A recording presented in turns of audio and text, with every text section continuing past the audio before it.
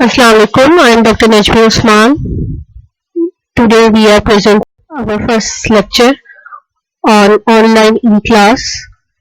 Our first topic is cardiovascular system. I to cover the maximum topics in the form of MCQs, and I will try to cover these topics, the differential diagnosis and why these are the differential diagnosis, what could be the other presentation.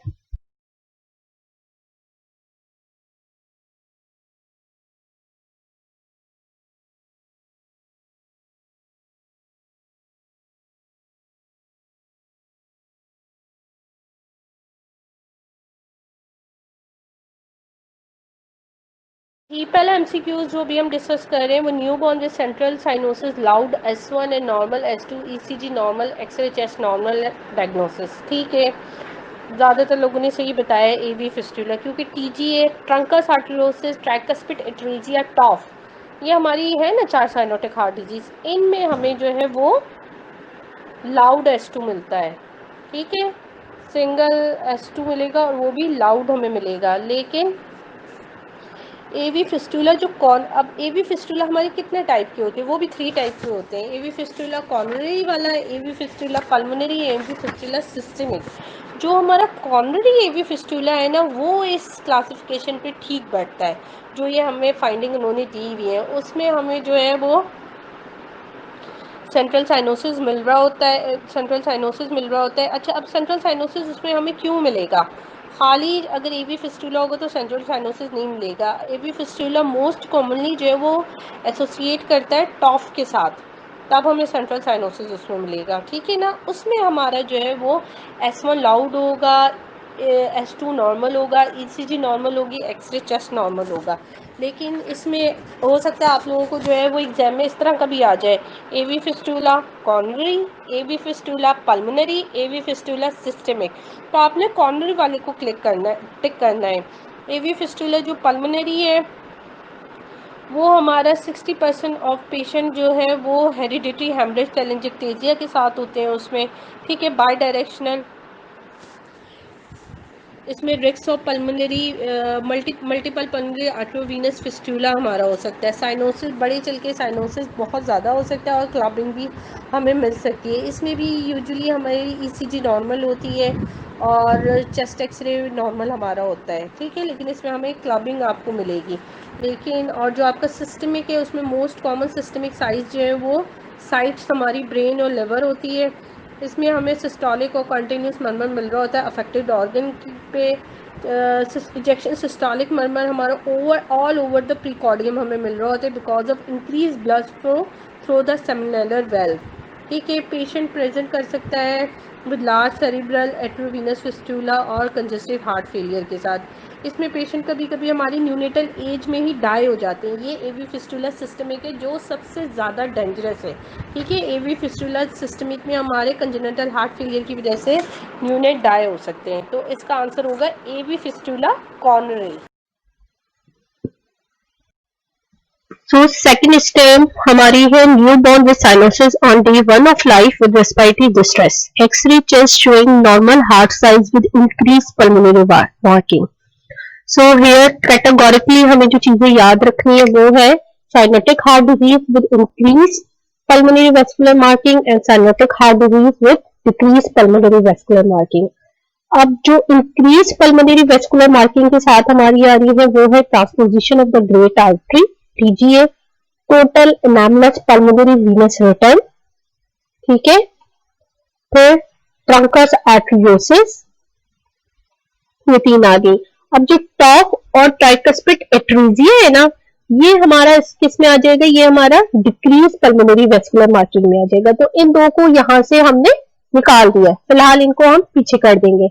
करने का तरीका यही होता है ना। अब हम देखेंगे कि TGA, total anomalous pulmonary venous return और ट्राइकस्पिड एट्रीजिया की कौन कौन सी चीजें इस क्वेश्चन में हमें दी गई है। ठीक है, तो पहले हम आ जाते हैं अपने TGA की तरफ, जिसमें हमारा साइनोसिस और टिकिपनिया रिकॉग्नाइज हो जाता है with in the first few hours और डे ऑफ द लाइफ। इधर भी few hours, day 1 of the life हमें दिया हुआ है।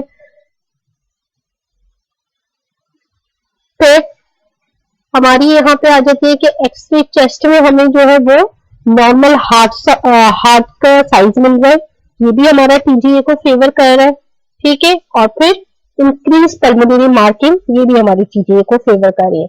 लेकिन उसके लिए आपको टीए पीवीआर की डिफरेंशियल डायग्नोसिस होनी चाहिए कि टीए पीवीआर में आपकी क्या क्या क्लिनिकल फाइंडिंग होगी। ईसीजी टीए पीवीआर में राइट वेंट्रिकुलर हाइपरट्रॉफी देगी हमें, ठीक है ना। इसमें चेस्ट रेडियोग्राफ में जो है वो पेरीहेलर पैटर्न होगा ऑफ पल्मोनरी एडिमा और small size of the heart होगा। ये हमारा total nameless pulmonary venous return में हमारा हार्ट का साइज क्या हो जाएगा, स्मॉल साइज। तो ये डिफरेंशिएटिंग पॉइंट हो गया, ठीक है। तो अब हमारा total nameless pulmonary venous return भी निकल गया। फिर हमारा आ जाता है ट्रंकस आर्टेरियोसिस में। ट्रंकस आर्टेरियोसिस हमारा जो है वो over the next 1 to 2 month of life में प्रेजेंट करता है। प्रेजेंट ये बहुत लेट कर रहा है, ठीक है। इसमें हमें कार्डियक इनलार्जमेंट डेवलप हो जाती है in first several week of life में। जाहिर है वो हमें तो इसमें नॉर्मल हार्ट का साइज हमें नहीं मिलेगा, बाकी इंक्रीज पल्मोनरी मार्किंग मैंने आपको बता दिया इन तीनों में मिलेगी।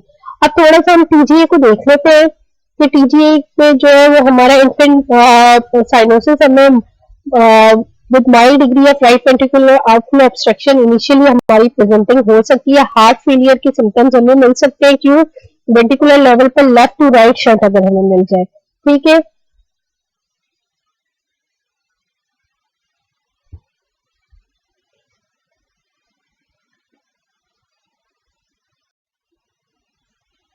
So TGA में cyanosis and tachypnea are most recognized within the first hour or days of the life. Infant would not survive in neonatal period. Hypoxia moderate to severe हमें उसमें मिलेगा, ठीक है ना। ये आर्टीरियल लेवल पे शंटिंग पे डिपेंड करता है, पर यूजुअली हमें सिवियर मिलता है। ये कंडीशन मेडिकल इमरजेंसी होती है।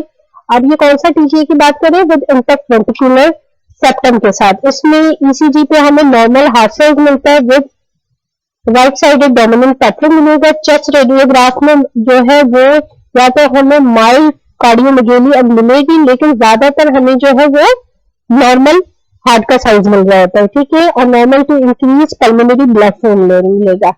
ट्रीटमेंट क्या है, सस्पेक्टेड प्रोस्टाग्लैंडिन ई की इन्फ्यूजन हमने दे देनी है, ठीक है। और उसके अलावा सर्जरीज करनी है, जो हमारे इसमें प्रोसीजर है। एटीरियल सेप्टोटमी हो गई, एटीरियल स्विच प्रोसीजर हो गया। मोस्ट इंपॉर्टेंट हमारे जो है वो स्विच प्रोसीजर है track position of great arteries में।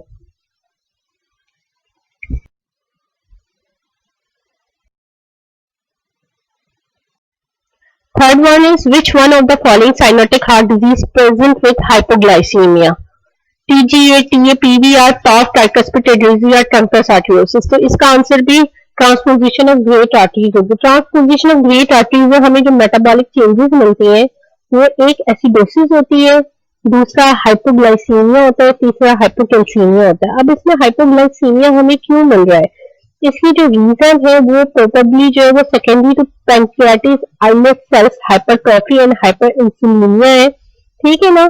तो हमेशा ये बात भी याद रखिएगा, male baby large baby TGA, male large TGA, infant of diabetic mother TGA.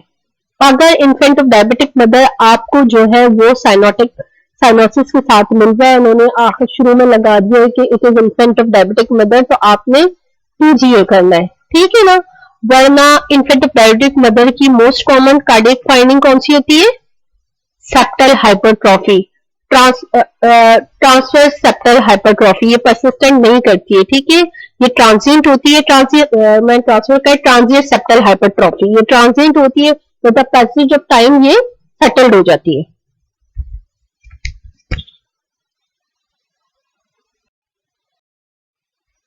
Newborn with cardiomegaly, hepatosplenomegaly and pour perfusion and poor pulses diagnosis. तो इसका जब हमने ग्रुप में किया था ना, हमने पल्मोनरी एओर्टिक स्टेनोसिस बनाया था, लेकिन इसको हम नहीं रखेंगे क्योंकि ये एओर्टिक स्टेनोसिस मैंने खुद से डाला था, इसकी ऑप्शन में नहीं था। इसका डायग्नोसिस आप लोगों ने कोऑक्टेशन ऑफ एओर्टा ही करना है, ठीक है। ए डायग्नोसिस होगा, इसका ई डायग्नोसिस नहीं होगा। आपको कोऑक्टेशन ऑफ एओर्टा की डायग्नोसिस हम क्यों कह रहे हैं, प्रेजेंटेशन क्या होगी इसकी। जब हमें जो ये सिम्टोमेटिक इन्फेंट में मिलेगी तो poor feeding, dyspnoea, sign of acute circulatory shock हमें इनमें मिलेगा। Within first few hours भी मिल सकता है, पर फर्स्ट फ्यू आवर्स में बड़ा रेयर है मिलना ना। इधर इन्होंने जो है वो न्यू बॉर्न दिया हुआ है, डे स्पेसिफाई नहीं किया हुआ, हो सकता है एग्जाम में आप लोगों को डे स्पेसिफाई किया जाए, ठीक है। तो डिस्चार्ज एग्जामिनेशन हमारा अमूमन कॉकटेशन में ये होता है कि जो न्यू बॉर्न का डिस्चार्ज एग्जामिनेशन होता है वो तो नॉर्मल होता है और पेशेंट को हम घर भेज देते हैं, लेकिन दोबारा हमारे पास वो जो है वो रेस्पिरेटरी डिस्ट्रेस को पल्स साइनोसिस के साथ प्रेजेंट कर सकता है, पेन हमारा हो सकता है। उसमें जो है पेन होगा, varying degree of respiratory distress होगा, oligomenia, anuria, circulatory shock, severe acidemia common होगा, ठीक है। डिफरेंशियल साइनोसिस इसमें प्रेजेंट हो सकता है। अब डिफरेंशियल साइनोसिस क्या होता है कि lower half of the body cyanosed है because of right to left ductal shunt की वजह से, ठीक है, और अपर हाफ जो है वो साइनोस नहीं है। पेरिफेरल पल्सेस वीक थ्रेडी होंगी due to the congested heart failure. Blood pressure difference भी हमें जो अपेरेंट हो सकता है, लेकिन वो सिर्फ जब अपेरेंट होगा जब कार्डियक फंक्शन जो है with the administration of strong inotropic agent जो है वो बेहतर हो जाए, तब हमें जो है वो ब्लड प्रेशर डिफरेंस मिलेगा। S2 इसमें सिंगल और लाउड होगी और S3 गलप जो है वो यूजुअली प्रेजेंट होता है। ये न्यू बॉर्न की बात हो रही है। हार्ट मर्मर जो है वो 50% ऑफ द सिक चिल्ड्रन में हमें नहीं आ रहा होता कॉकटेशन ऑफ एओर्टा में, ठीक है। Non specific injection systolic murmur audible होगा all over the precordium. The heart murmur वो प्रेजेंट लाउडर आफ्टर ट्रीटमेंट। अब इसको पूरा फिर करते जाते हैं। ईसीजी में हमें क्या क्या मिलेगा? ईसीजी में हमें जो है वो राइट वाइट क्यूआरएस एक्सेस और राइट वेंट्रिकुलर हाइपरट्रोफी या राइट बंडल ब्रांच मिलेगा कॉकटेशन में, ठीक है ना। और लेफ्ट वेंट्रिकुलर हाइपरट्रोफी हमें ओल्डर चिल्ड्रन में मिलेगी। तो न्यू नेट में हमें जो है वो राइट वेंट्रिकुलर हाइपरट्रोफी मिलती है, ओल्डर चिल्ड्रन में हमें जो है वो लेफ्ट मिलती है। Mark cardiomegaly with pulmonary oedema and pulmonary venous congestion present होगी। ये इन्फेंट की प्रेजेंटेशन में आपको बता रही हूँ, ठीक है। अब जो हमारे फिर हमने इसकी कॉम्प्लिकेशंस देख लेंगे, इसकी सर्जिकल इंडिकेशन और टाइमिंग देख लेंगे। अगर जो है वो कंजेस्टिव कार्डियक फेलियर या सर्कुलेटरी शॉक डेवलप हो जाता है early in the life, surgical repair जो है वो extended dissection with end to end anastomosis should be perform on urgent basis, ठीक है। वो हमें अर्जेंट बेसिस में करना होता है। If there is large associated VSD which occur 17 to 33% of the patient with coarctation of the aorta, तो हम जो है उसको फिर एएसडी और वीएसडी दोनों को रिपेयर करेंगे इन द सेम सेटिंग में। Only coarctation is repair. अगर कॉकटेशन हम सिर्फ रिपेयर कर रहे हैं और वीएसडी जो है वो रिस्ट्रिक्टिव है, तो फिर 40% रिस्ट्रिक्टिव वीएसडी वो स्पॉन्टेनियस क्लोज भी हो जाते हैं, ठीक है। फिर एसिम्प्टोमेटिक इन्फेंट ऑन चिल्ड्रन, उसमें क्या होता है, उसमें मोस्ट चिल्ड्रन जो है वो हमें प्रेजेंट करते हैं वीकनेस और pain in both legs after exercise. ऐसे चिल्ड्रन की फिजिकल एग्जामिनेशन में उनकी डेवलपमेंटल ग्रोथ और जो है डेवलपमेंटली वो नॉर्मल होते हैं। Arterial pulses in the legs are either absent और वीक और delayed only. There is hypotension in the arm और the leg. Systolic blood pressure is equal to or lower than the arm systolic pressure, ठीक है ना। तो there is a hypertension in the arm, hypertension मिलेगा arm में, और the leg systolic pressure is equal to or lower than the arm systolic pressure. तो normal children, और आपको normal children में अमूमन जो है हमें थाई और या फिर काफ में जो है वो 5 to 10 mm Hg हायर मिल रहा होता है देन द आर्म में, ठीक है। यहाँ पे हमें कॉकटेशन ऑफ द एओर्टा में या तो नॉर्मल मिलेगा, आर्म जितना ही मिलेगा, या आर्म से कम मिलेगा। सिस्टोलिक थ्रिल जो है वो प्रेजेंट होती है। H2 स्प्लिट नॉर्मल होती है और A2 एसेंसिएट होती है। Injection click is frequently Audible at the apex और द बेस, ठीक है। ईसीजी में मैंने जैसा कि आपको बताया कि जो इन्फेंट में होगा उसमें राइट वेंट्रिकुलर हाइपरट्रॉफी मिलेगी, इधर जो है लेफ्ट वर्ड क्यूआरएस एक्सिस के साथ लेफ्ट वेंट्रिकुलर हाइपरट्रॉफी मिलेगी। तो इसका आंसर जो है वो कॉकटेशन ऑफ एओर्टा ही आपने रखना है, एओर्टिक स्टेनोसिस नहीं रखना। एओर्टिक स्टेनोसिस को भी हम थोड़ा सा देख लेते हैं। इसकी क्योंकि ऑप्शन में एओर्टिक स्टेनोसिस नहीं था, मैंने 2-3 पुराने पेपर देखे, उन्होंने कॉकटेशन ऑफ एओर्टा ही रखा हुआ है, तो नहीं है तो फिर हम उसकी तरफ नहीं जाते। एओर्टिक स्टेनोसिस में जो क्लिनिकल प्रेजेंटेशन होगी ना, क्लिनिकल और severe stenosis of aortic well develop sign of hypoperfusion respiratory distress. क्यों हो रहा है? Pulmonary oedema within days to week after birth. Most children with mild to moderate aortic stenosis asymptomatic होते हैं, उनमें भी हमें एक्सरसाइज इंटॉलरेंस मिलती है। Exertion, chest pain, easy fatigability, syncope में occur in children with severe degree of obstruction।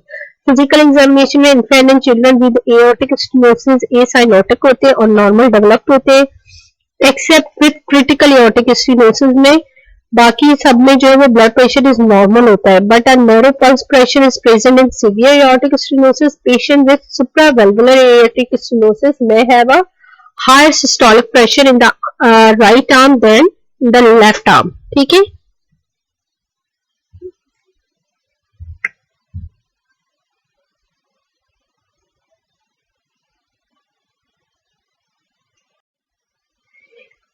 ECG में aortic stenosis की हमें यूजुअली नॉर्मल मिलती है। ठीक है। माइल्ड केसेस में लेफ्ट वेंट्रिकुलर हाइपरट्रॉफी विद और विदाउट स्ट्रेंथ पैटर्न हमारा सीवियर केसेस में होगा।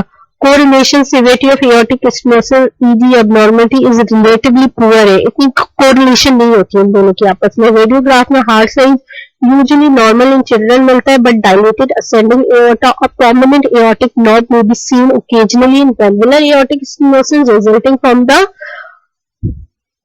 post stenotic dilatation।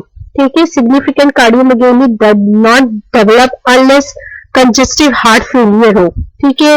Letter in the life, और अगर एओर्टिक स्टेनोसिस जो है वो और newborn with critical aortic stenosis generalise cardiomegaly with pulmonary venous congestion हमें मिलता है। तो अगर ठीक है ना, अब इधर ये भी आ जाता है newborn with critical show generalise cardiomegaly with pulmonary venous congestion. ठीक है।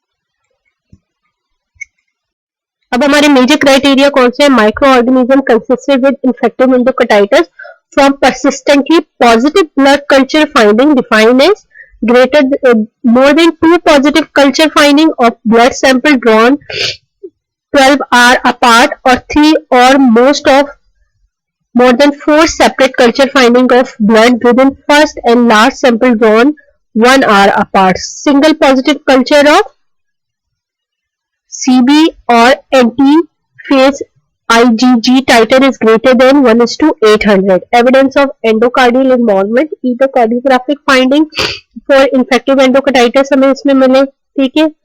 और sclerity intracardiac mass or valve or supporting the structure in a part of regurgitant jets or implanted material in the absence of an alternative anatomic explanation or absence or new partial dialysis of prosthetic well मिले। Minor criteria में हमारा क्या क्या आ जाता है? Fever आ जाता है, vascular phenomenon हो जाता है, major arterial emboli, septic pulmonary infarct, myocardic aneurysm, intracranial haemorrhage, conjunctival haemorrhage and genital lesion. Immunological phenomena में glomerulonephritis, Osler node, Roth spots, rheumatic factor, microbiologic evidence में positive blood culture finding but does not meet a major criteria is noted above, जो पहले हम बता चुके हैं।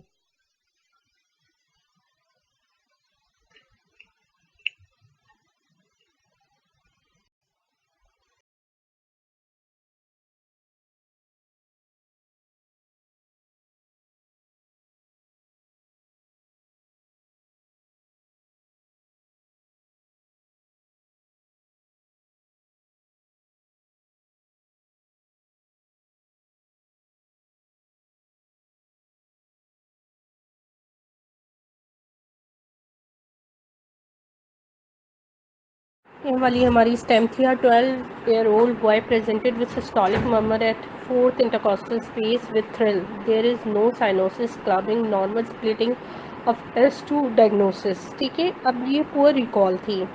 अगर इसमें पर्टिकुलरली यही लाइन आ रही है, there is normal splitting of S2, then आपकी डायग्नोसिस इस सारे सिनेरियो पे VSD बन जाएगी। ठीक है ना। अब हम सिनेरियोज देख सकते हैं कि आपको और क्या क्या इसमें आ सकता है। ठीक है, जहाँ पे आपकी नॉर्मल स्प्लिटिंग आ जाएगी वहाँ पे आपका विथ थ्रिल आपका सिनेरियो जो है वो VSD बन जाएगा। लेकिन अगर आपकी सिस्टोलिक थ्रिल आपकी अपर लेफ्ट एक्सटर्नल बॉर्डर में आ जाएगी और S2 मिलेगा कि वाइडली स्प्लिट हो, ठीक है, और P2 डिमिनिश हो, तो फिर हमारी डायग्नोसिस वो पल्मोनरी स्टेनोसिस आ जाएगी। आपने सारे डिफरेंशियल्स भी याद रखने हैं ना कि डिफरेंशियल्स क्या क्या होंगे, क्योंकि पल्मोनरी स्टेनोसिस के जो है ए साइनोटिक और वेल डेवलप पेशेंट्स होते हैं अनटिल एंड अनलेस ये क्रिटिकल ना हो।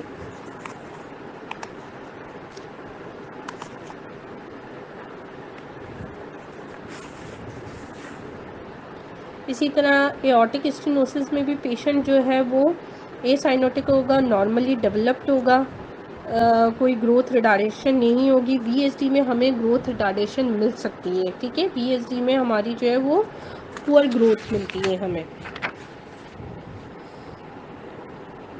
इसमें भी हमारी सिस्टोलिक थ्रिल पैपेबल होती है at the upper and right external border in the suprasternal notch और over the carotid area. Ejection click हमें मिलेगी। S2 स्प्लिट होगा आइदर नॉर्मली और a bit narrow. The S2 में बी स्प्लिट पैराडॉक्सिकली। ये important है, पैराडॉक्सिकली हमें aortic stenosis में मिलता है। इसका क्या मतलब है कि एक्सपायरेशन में हमारा जो है वो स्प्लिट होगा S2। A 11-year-old boy presented with complaint of weakness after playing or exercising lower limb. On examination, there is difference of blood pressure in his upper limb and lower limb, but both on higher side. Radiofemoral delay is also present. His weight and height is appropriate according to his age. What would be the ECG finding in that particular case? इधर मैंने ये जो 11-year-old boy लिखा हुआ है, ठीक है ना। अब ए स्टेम जो है वो हमारी अनॉर्मल और right wait QRS complex with right ventricular hypertrophy. ये भी कॉक्टेशन ऑफ एओर्टा की ECG फाइंडिंग है, लेकिन ये आपको इन्फेंट में मिलेगी। आपको बड़े बच्चों में, ठीक है, उनमें क्या मिलती है कि leftward QRS axis and left ventricular hypertrophy आपकी क्लिनिकल मैनिफेस्टेशन होगी बड़े बच्चों में ऑन ECG।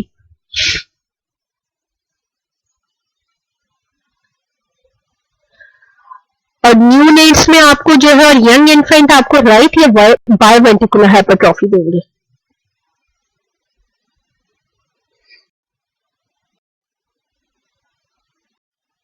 ठीक है, ये अगेन आप लोगों को पक्का कराने के लिए कि ECG finding in infant diagnosis with coarctation of the aorta अब तो आ जाना चाहिए। ठीक है ना, आ नॉर्मल और right wait QRS complex with right ventricular hypertrophy, this should be the answer. ठीक है ना। बाकी biventricular right axis deviation, right ventricular hypertrophy, normal ECG with left axis deviation, biventricular, ये सारी चीजें अब आप भूल जाए। बस आप जब इन्फेंट आ जाएगा, जब आपने अनॉर्मल और right wait QRS complex with right ventricular hypertrophy लिखना है, और जब आपका चाइल्ड बड़ी एज पे आ जाएगा तो leftward QRS axis and left ventricular hypertrophy.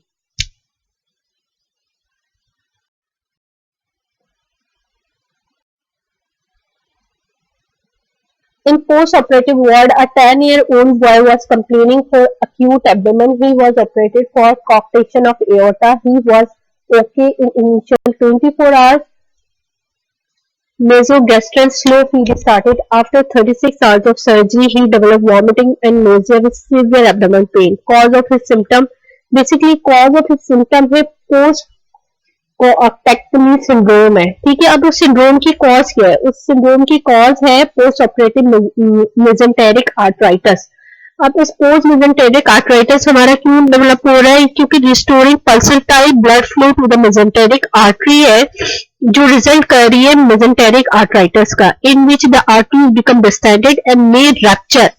Reflex arterial vasoconstriction occur as a part of autoregulation of the blood flow and can result in ischemia. And that ischemia may result in anorexia, nausea, vomiting, leukocytosis, intestinal hemorrhage, bowel necrosis and small bowel obstruction. ठीक है, usually relief हमें anti hypertensive drug देने से मिल जाता है। Intestinal decompression और surgical exploration जो है वो रेयरली रिक्वायर्ड होती है फॉर बाउल ऑब्स्ट्रक्शन और इंफार्क्ट के। लेकिन कॉज क्या है? Clinical manifestation may range from mild abdominal discomfort to acute abdomen, as in this scenario, with severe abdominal distension, vomiting, ileus, and progression to intestinal wall hemorrhage. This syndrome related to early return to feeding after coarctation of aorta repair. Thus, the feeding usually delayed for 48 hours after the surgery. The nasogastric tube decompression is continued until feeding is begins slowly and advance as tolerated. Patient with severe post-coccectomy syndrome may require uh, exploratory laparotomy for the treatment of bowel necrosis and perforation. So here early feeding जो है would be the cause. अगर mesenteric arthritis आ जाए तो आप उसको कर लेंगे, feeding आ जाएगा तो आप उसको कर लेंगे, बाउल नेक्रोसिस आ जाएगा तो आप उसको कर लेंगे, लेकिन जो ये आपका है ना superadded infection, high blood pressure, appendicitis, recoarctation, इनमें से कोई नहीं है, ठीक है। या तो फीडिंग होगा आपका या फिर मेसेंटेरिक आर्थराइटिस आ जाएगा, बाउल नेक्रोसिस आपका आ सकता है, स्मॉल बाउल ऑब्स्ट्रक्शन इसके उसमें आ सकते हैं ऑप्शंस में। Most common cause of death in patient with coarctation of the aorta is renal failure। ये हमारा 60 to 80% पेशेंट में हमें मिल रहा होता है, ठीक है ना। Renal post operative renal failure is the most common cause of death है। इसका जो रेफरेंस है वो पार्स पीडियाट्रिक कार्डियोलॉजी बुक है, ठीक है।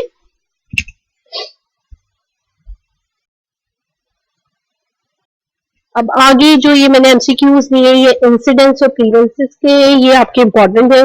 तो incidence of congenital heart disease in normal population is 0.8%। इसका रेफरेंस नेल्सन 21st एडिशन है। Incidence of congenital heart disease in second pregnancy after the birth of a child with congenital heart disease or affected parent। ठीक है, या तो affected parent हो या फिर जो है वो पहले भी आपका प्रीवियसली एक बच्चा पैदा हो चुका हो, इसमें आपका 6 to 8% चांस है। When two first degree relatives को congenital heart disease होगा तो जो रिस्क फैक्टर हमारा 6 to 8 2 to 6% था वो बढ़ के हमारा 20 to 30% पे चला जाएगा, ठीक है। ये इंपॉर्टेंट आपके इंसिडेंट है, ये आ सकते हैं आप लोग के एमसीक्यूज में। So most common cardiac anomaly trisomy 18। Trisomy 18 का दूसरा नाम हमारा क्या, एडवर्ड सिंड्रोम। मोस्ट कॉमन हमारी वीएसडी मिलती है जो हमें जो है वो 60 to 70% केसेस में मिलती है, उसके बाद बाकी हमारे आते हैं। ये भी आप लोगों का पूरा रिकॉल है।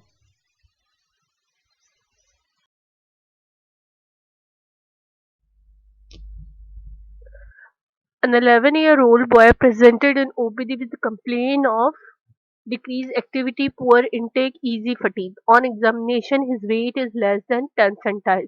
On auscultation, he has wide split and fixed S2 with grade 2 ejection systolic murmur.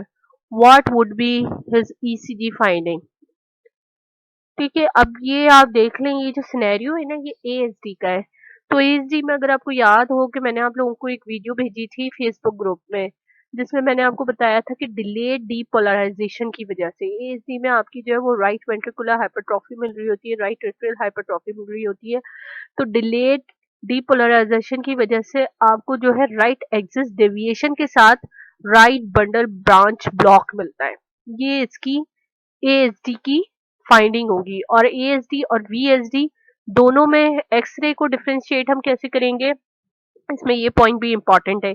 इन दोनों में हमें जो इंक्रीज पल्मोनरी वेस्कुलरिटी मिलती है, लेकिन बीएसडी में हमारा जो है वो लेफ्ट वेंट्रिकुलर हाइपरट्रॉफी आएगी। एएसडी में हमारी left ventricular hypertrophy chest x-ray पे नहीं आएगी, राइट वेंट्रिकुलर हाइपरट्रॉफी होगी, ठीक है। ये इन दोनों का डिफरेंस हो गया एक्सरे चेस्ट में। और जो ईसीजी पे एएसडी की फाइंडिंग आएगी वो डिलेड डीपोलराइजेशन की वजह से, ये एक्चुअल बंडल ब्रांच ब्लॉक नहीं है, ये डिलेड डीपोलराइजेशन की वजह से राइट बंडल ब्रांच ब्लॉक हमें मिलेगा और right axis deviation. A 3-year-old infant present with respiratory distress and sign of congestive cardiac failure. It is his third presentation with same symptom. He has history of poor feeding and poor weight gain. On auscultation, he has bilateral cracker along with pansystolic murmur of grade 3 at lower sternal border. Best treatment option is diuretic an afterload reducing agent digoxin, periventricular device closure और surgical closure of VSD। ये हमें पता चल गया था scenario VSD का। अब इस सिनेरियो में हम क्या रिपीट कर सकते हैं? इस सिनेरियो में हम indication for closure of VSD repeat करते हैं। तो इसमें कौन कौन सी इंडिकेशन है? At any age with large defect in whom clinical symptoms and failure to thrive cannot be controlled medically, infant between the age of 6 and 12 months of age with moderate to large defect associated with pulmonary hypertension, even if symptoms are controlled by medication, and patient older than 24 months with QP and QS। ठीक है, peripheral और systemic की बात हो रही है। Ratio greater than 2:1। Patient with the supracrystal VSD of any size is usually referred for surgery because of the high risk for developing aortic valve regurgitation। अब contraindication में हमारी क्या आ जाती है? Severe pulmonary vascular disease non responsive to pulmonary vasodilation is a contraindication to close VSD। अब तरीके कौन कौन से ट्रांस पर ऑक्लूजन हम कर सकते हैं?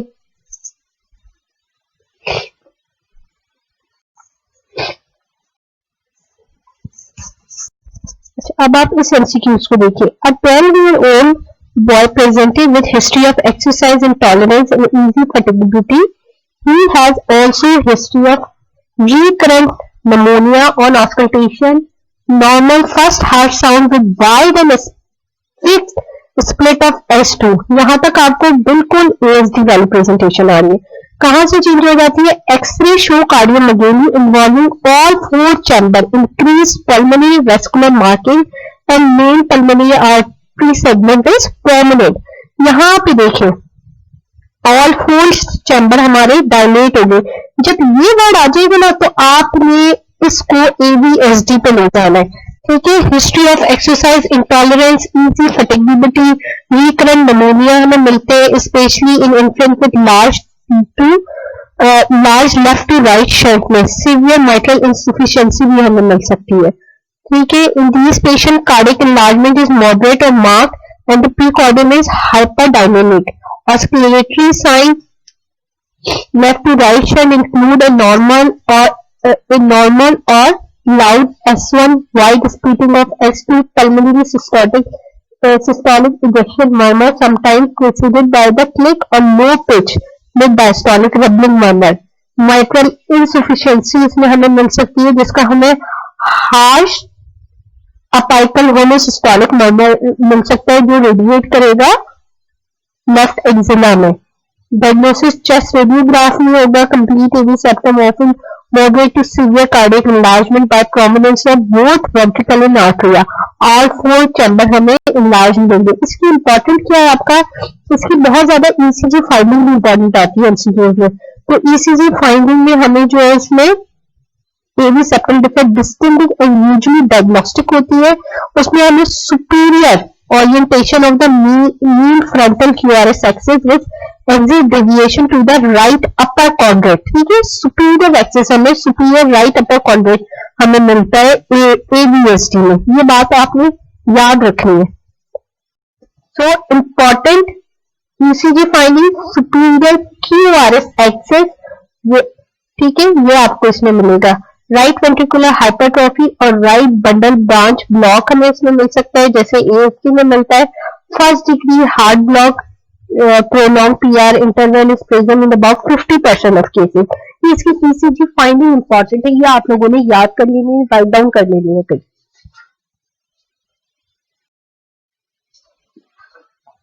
अच्छा, ये MCQ भी हमेशा डिबेट में रहा। Preterm baby develops systolic murmur, bilateral cracks and bounding pulses along with splenomegaly. यहाँ से तो हम सारे सिनेरियो समझ जाते हैं जी, ये सिनेरियो PBA का है। ट्रीटमेंट में हमारा हमेशा झगड़ा चल रहा होता है जी, फ्लूइड रिस्ट्रिक्शन पहले क्यों देंगे हम, जो है वो इंडोमिथासिन या करेक्टिव सर्जरी की तरफ क्यों नहीं जाएंगे, क्योंकि ये तो फेलियर के साथ है। ठीक है, तो fluid restriction to 120 ml per kg पर डे एंड डायूरेटिक हमारी सेकंड ऑप्शन हो सकती है। Should be tried for 24 to 48 hours. अगर ये रिजीम फेल होगी तो उसके बाद जो है ना वो हम दूसरी ट्रीटमेंट की तरफ जाएंगे। सबसे पहले हमने फ्लूइड रिस्ट्रिक्शन ही करनी है। इसका भी जो मेरा रेफरेंस है वो पीडियाट्रिक कार्डियोलॉजी पार्क से है, और नेल्सन में भी यही आता है कि आप जो प्रीटर्म वाले में उसमें पढ़ेंगे फीटल वाली चैप्टर में, न्यूरोलॉजी वाली चैप्टर में, तब आप देखेंगे फ्लूइड रिस्ट्रिक्शन फर्स्ट आपने 24 टू 48 आवर्स में करनी है। अगर उसके बावजूद आपके जो साइन है वो नहीं रिवर्स होते कार्डियक फेलियर के, आप तब आप जो है वो इंडोमिथासिन और उसके दरमियान आप करेक्टिव सर्जरी की तरफ जाएंगे।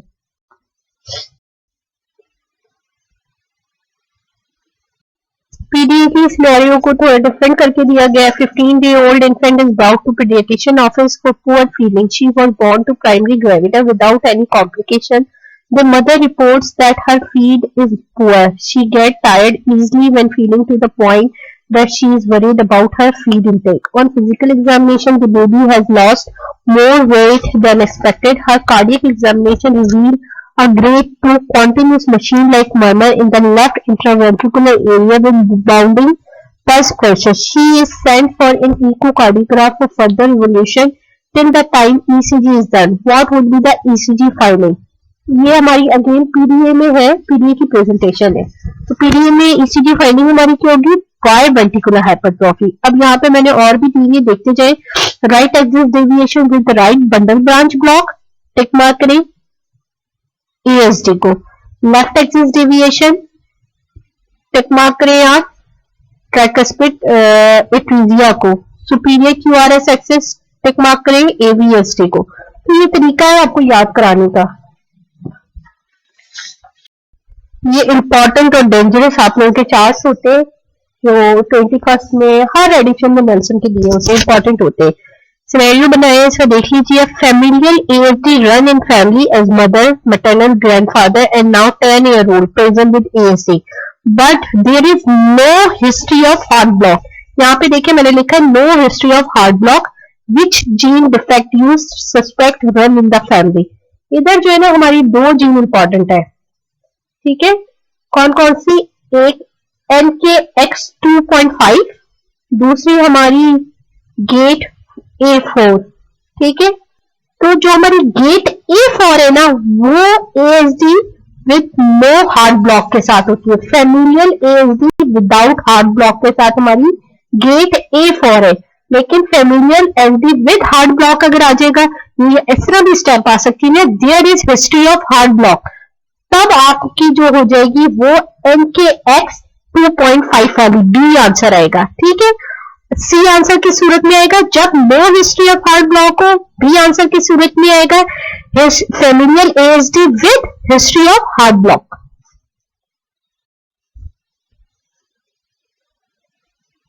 ये भी आपके पुअर रिकॉल्स में से। Method of choice for closing a small PDA is intravascular coils.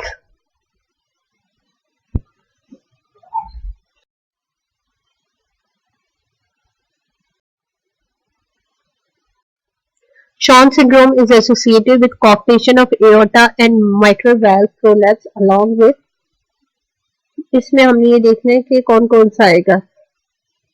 Valvular aortic stenosis, सब वेल्वुलर एओर्टिक स्टेनोसिस और सुप्रा वेल्वुलर एओर्टिक स्टेनोसिस। तो शॉन सिंड्रोम के साथ जो एसोसिएटेड होता है वो सब वेल्वुलर एओर्टिक स्टेनोसिस एसोसिएटेड होता है। सुप्रावेल्वुलर एओर्टिक स्टेनोसिस हमारा विलियम सिंड्रोम के साथ एसोसिएटेड होता है, और वेल्वुलर एओर्टिक स्टेनोसिस जो है वो किसी सिंड्रोम के साथ एसोसिएटेड नहीं है, बस आपने सुप्रा और सब वेल्वुलर का रखना है, ठीक है। तो शॉन सिंड्रोम में हमारी क्या क्या 3 फाइंडिंग्स होती है? तो शॉन उसमें हमारी माइट्रल स्टेनोसिस, कॉर्क्टेशन ऑफ एओर्टा, ठीक है, along with aortic stenosis.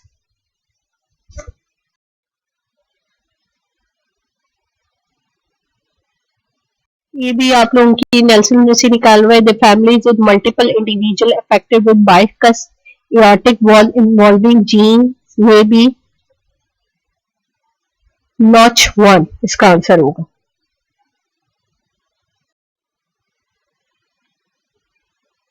Five-day-old full-term male neonate is brought to the emergency department for evaluation of poor feeding. His parents report that in the past day he seems too tired while feeding. He had been feeding well over the prior 48 hours. On physical examination, the neonate is cyanotic, tachypneic, but appear comfortable. His heart rate is 160 beats per minute, respiratory rate is 60 beats per minute, blood pressure 70 by 40 millimeter of mercury, and oxygen saturation is 60 on room air. Of the following, the best next management step for this unit is, so answer would be initiate prostaglandin infusion. Why? Because this neonate has decreased pulmonary blood flow that occurs with the closing of ductal arteriosus and need prompt initiation of prostaglandin infusion to reopen it. Oxygen administration and cardiology consultation इसकी treatment का part होंगे, लेकिन अभी हमने emergency में जो procedure करना है, जो जो इम्पोर्टेंट है, 10 स्टेप है इन द मैनेजमेंट, वो है इसकी प्रोस्टाग्लैंडिन की इन्फ्यूजन का. न्यूमेंट with duct dependent pulmonary blood flow में exhibit profound cyanosis as the duct began to close, while those with ductal dependent systemic blood flow will experience shock.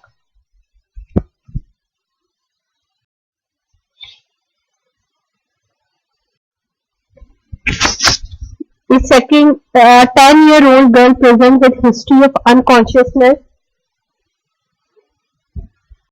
during a school assembly. According to mother,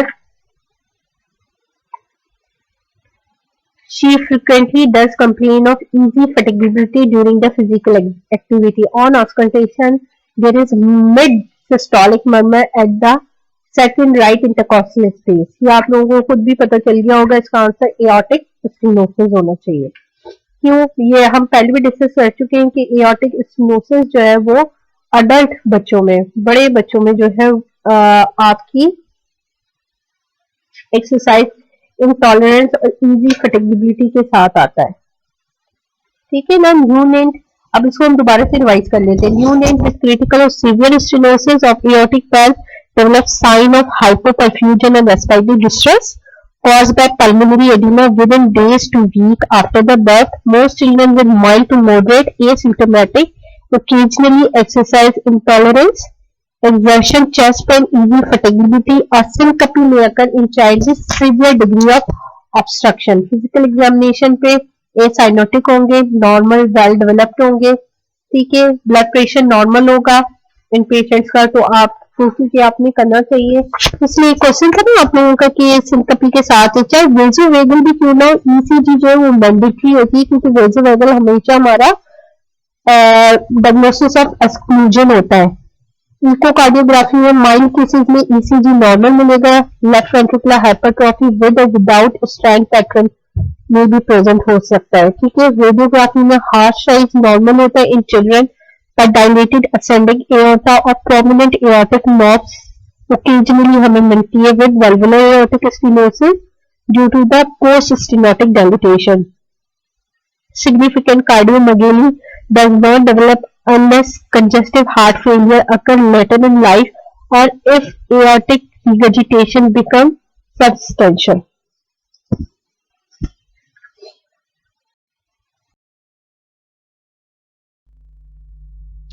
A 16-year-old boy is having a follow-up evolution for stage 1 hypertension. ठीक है.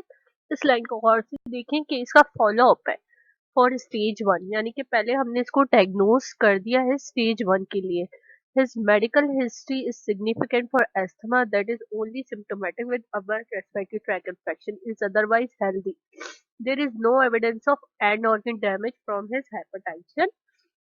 At previous visit, the boy and his parents were educated about the instruction to implement lifestyle modification. अब ये line भी important है. आप देखें hypertension की जो फर्स्ट ट्रीटमेंट है वो लाइफस्टाइल मॉडिफिकेशन है, तो वो भी इसको हमने प्रीवियस विजिट पे दे दी थी. ठीक है ना.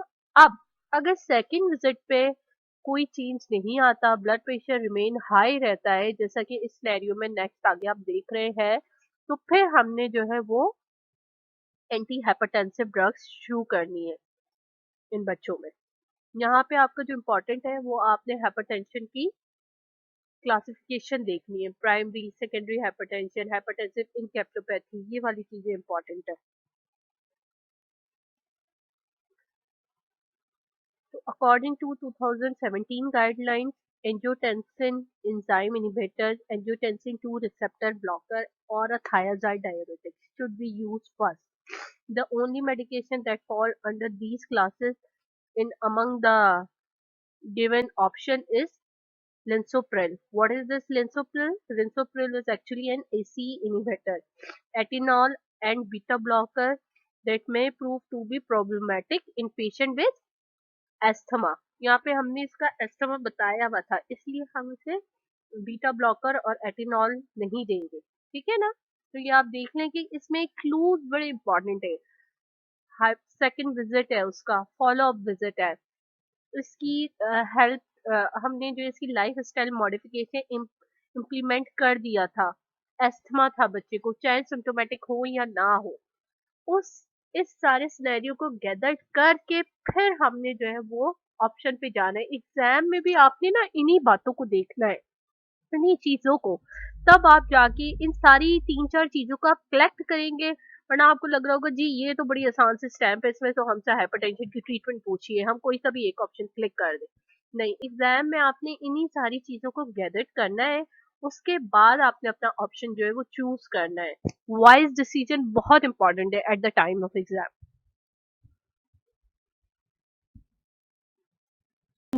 Which is ACE inhibitor.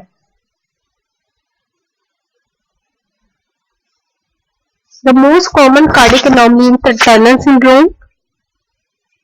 In Turner syndrome, most common cardiac anomalies are aortic valve anomaly, जो हमें 16% पेशेंट में मिलता है. सेकंड नंबर पे कॉक्टेशन ऑफ एओर्टा आ जाता है, जो हमारा जो है वो 11% पेशेंट में होगा. और एओर्टिक वाल्व एनोमलीज में भी जो है bicuspid aortic valves most common है. ये उसी क्वेश्चन को दूसरे तरीके से दिया गया है कि इंडिकेशन और कॉन्ट्राइंडिकेशन. तो इधर ये मैंने ऑप्शन दिए हुए ने, इसमें मैंने सारी इंडिकेशन की हुई सिवाय एक ऑप्शन के जो कॉन्ट्रा इंडिकेटेड है. वो कौन सा है? Severe pulmonary vascular disease not responding to pulmonary vasodilator. तो इसका आंसर डी होगा. बाकी आप ये सारी याद कर लो, ये इसकी इंडिकेशन है वीएसडी की क्लोजर की.